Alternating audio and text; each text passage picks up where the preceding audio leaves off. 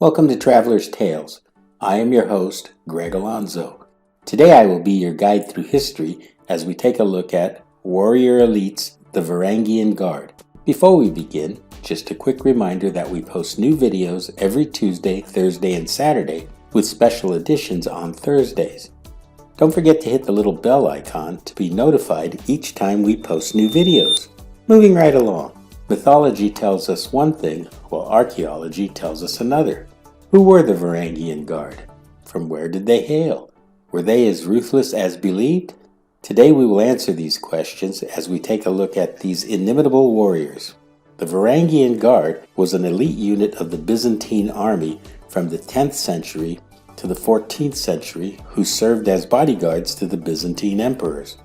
The Varangian Guard was also known for being primarily composed of recruits from Northern Europe. These included mainly Norsemen from Scandinavia and Anglo-Saxons from England.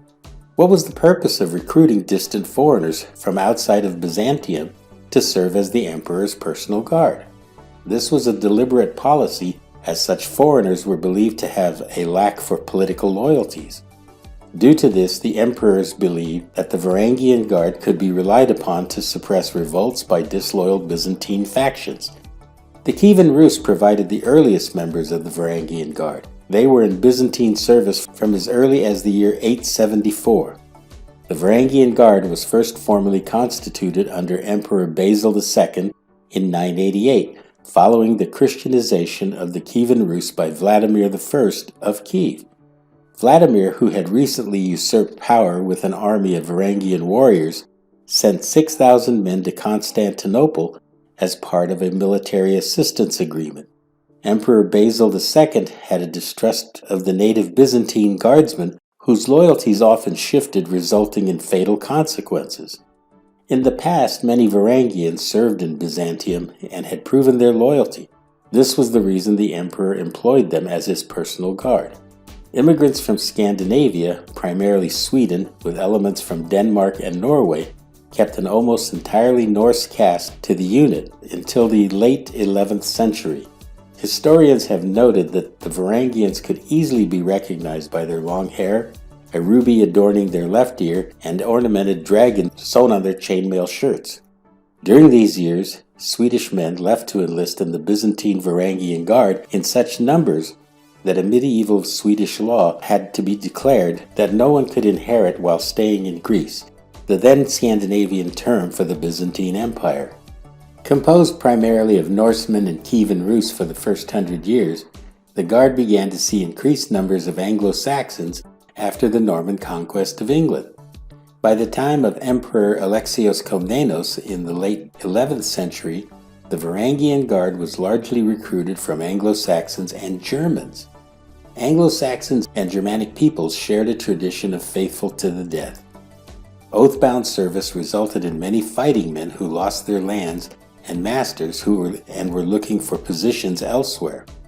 The Varangian Guard not only provided security for the Byzantine emperors, they also participated in many wars. Oftentimes they were instrumental in playing the decisive role on the battlefield. Typically when battle was most fierce, the Varangians were launched into the fighting. Chronicles have noted that the Varangians were a mix of terror and fascination. They were frightening in both their appearance and in equipment. They were described as attacking with fearless rage. They also cared nothing about their wounds or losing blood. They merely fought on. Upon the death of an emperor, the Varangians had the unique right of running to the imperial treasury and taking as much gold and as many gems as they could carry. This reward comes from an Old Norse custom which gave the guard the right to pillage the palace. This enabled many Varangians to return home as wealthy men. While this tradition was practiced, it encouraged even more Scandinavians to enlist in the Guard. By the 13th century, Varangians were mostly assimilated by the Byzantine Greeks, though the Guard remained in existence until at least the mid-14th century. The Crusades brought about an end of the Varangian Guard, and the Venetians succeeded in employing the entire Crusader army to conquer and sack Constantinople.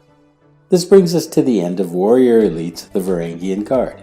If you enjoyed this video, please consider becoming a channel sponsor. Your support will enable us to continue putting out quality videos And buying me a coffee always makes my day. Don't forget to like and subscribe to Traveler's Tales. This really is the best way to help our channel grow. Until we meet again at the crossroads of folklore and fact, Cartistos.